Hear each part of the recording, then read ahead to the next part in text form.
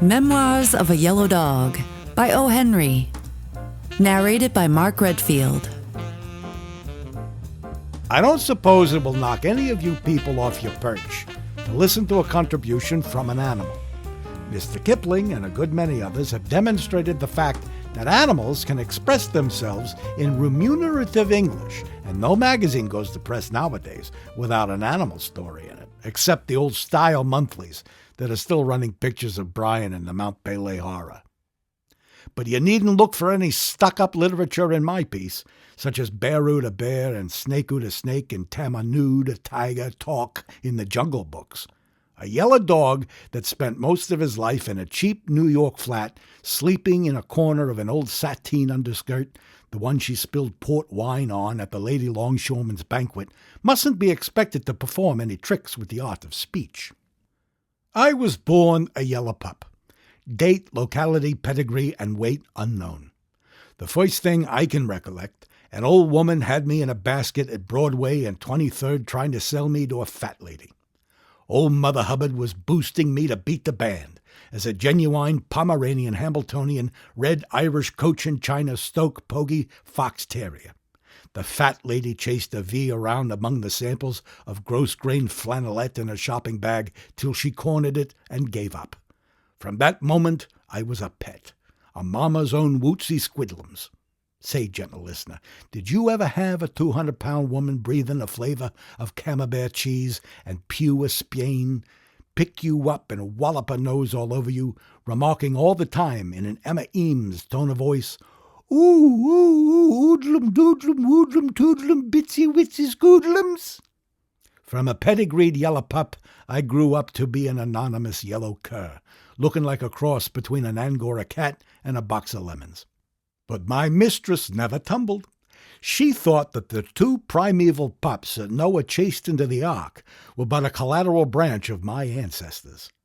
It took 2 policemen to keep her from entering me at the Madison Square Garden for the Siberian Bloodhound Prize. I'll tell you about that flat.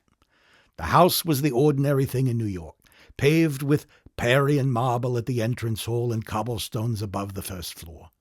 Our flat was 3, well, not flights, climbs up. My mistress rented it unfurnished and put in the regular things, a 1903 antique unupholstered parlor set, oil chromo of geishas in a Harlem tea house, rubber plant, and husband. By serious, there was a biped I felt sorry for. He was a little man with sandy hair and whiskers, a good deal like mine. Henpecked? Well, toucans and flamingos and pelicans all had their bills in him.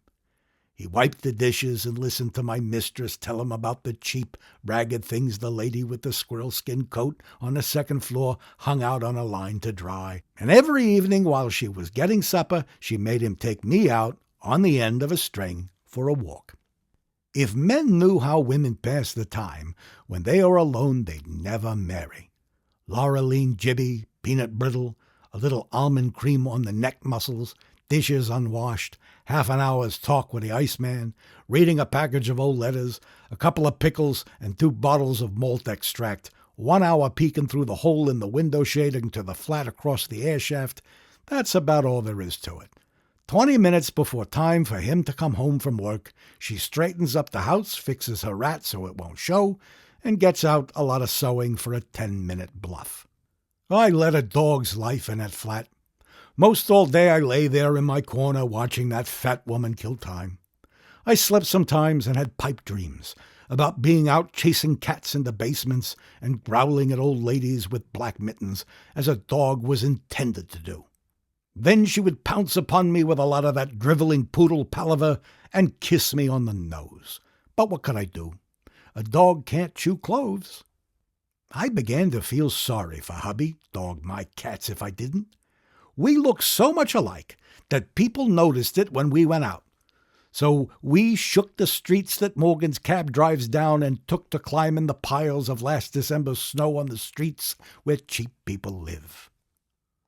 One evening, when we were thus promenading, and I was trying to look like a prize St. Bernard, and the old man was trying to look like he wouldn't have murdered the first organ grinder he heard play Mendelssohn's Wedding March, I looked up at him and I say in my way, What are you looking so sour about, you oakum trim lobster?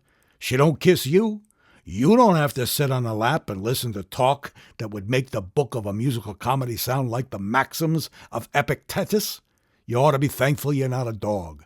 Brace up, Benedict, and bid the blues begone. The matrimonial mishap looked down at me with almost canine intelligence in his face. "Why, doggy," says he, "good doggy, you almost look like you could speak. What is it, doggy? Cats?" "Cats? Could speak?" But of course he couldn't understand. Humans were denied the speech of animals. The only common ground of communication upon which dogs and men can get together is in fiction. In the flat across the hall from us lived a lady with a black and tan terrier. Her husband strung it and took it out every evening, but he always came home cheerful and whistling. One day I touched noses with the black and tan in the hall, and I asked him for an elucidation. "See here, Wiggle and Skip," I says, "you know that it ain't the nature of a real man to play dry nurse to a dog in public. I never saw one leashed to a bow wow yet that didn't look like he'd like to lick every other man that looked at him. But your boss comes home every day as perky and set up as an amateur prestidigitator doing the egg trick. How does he do it? Don't tell me he likes it." "Him?" says the black and tan. "Why, he uses nature's own remedy. He gets spifflicated. At first, when we go out, he's as shy as the man on the steamer who would rather play Pedro when they make 'em all jackpots. By the time we've been in 8 saloons, he don't care whether the thing on the end of his line is a dog or a catfish. I've lost 2 inches of my tail trying to sidestep those swinging doors." The pointer I got from that terrier, vaudeville please copy, set me to thinking. One evening about 6 o'clock, my mistress ordered him to get busy and do the ozone act for Lovey.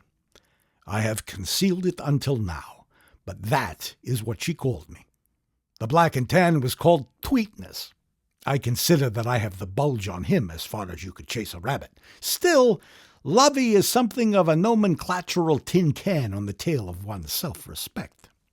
At a quiet place on a safe street, I tightened the line of my custodian in front of an attractive, refined saloon. I made a dead-ahead scramble for the doors, whining like a dog in the press dispatches that lets the family know that little Alice is bogged while gathering lilies in the brook. "Why, darn my eyes," says the old man with a grin. "Darn my eyes if the saffron-colored son of a seltzer lemonade ain't asking me to take a drink. Let me see, how long's it been since I've saved shoe leather by keeping one foot on the footrest? I believe I knew I had him. Hot scotches he took sitting at a table. For an hour he kept the Campbells coming. I sat by his side rapping for the waiter with my tail and eating free lunch such as Mama in her flat never equaled with her homemade truck bought at a delicatessen store 8 minutes before Papa comes home. When the products of Scotland were all exhausted except for the rye bread, the old man unwound me from the table leg and played me outside like a fisherman plays a salmon. Out there he took off my collar and threw it into the street. "Poor doggy," says he. "Good doggy. She shan't kiss you any more. 'S a darn shame. Good doggy, go away and get run over by a streetcar and be happy." I refused to leave. I leaped and frisked around the old man's legs, happy as a pug on a rug.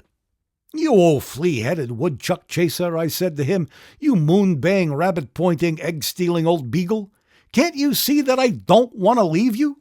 Can't you see that we're both pups in the wood, and the missus is the cruel uncle after you with the dish towel and me with the flea liniment and a pink bow to tie on my tail? Why not cut all that out and be pods forevermore?" Maybe you'll say he didn't understand. Maybe he didn't. But he kind of got a grip on the hot scotches and stood still for a minute, thinking. "Doggy," says he finally, "we don't live more than a dozen lives on this earth, and very few of us live to be more than 300. If I ever see that flat anymore, I'm a flat. And if you do, you're flatter, and that's no flattery. I'm offering 60 to 1 that Westward Ho wins out by the length of a dachshund." There was no string, but I frolicked along with my master to the 23rd Street Ferry. And the cats on the route saw reason to give thanks that prehensile claws had been given them. On the Jersey side, my master said to a stranger who stood eating a currant bun, "Me and my doggie, we are bound for the Rocky Mountains." But what pleased me most was when my old man pulled both of my ears until I howled and said, "You common, monkey-headed, rat-tailed, sulphur-colored son of a doormat, do you know what I'm going to call you?" I thought of Lovey, and I whined dolefully. "I'm going to call you Pete," says my master. And if I'd had 5 tails, I couldn't have done enough wagging to do justice to the occasion.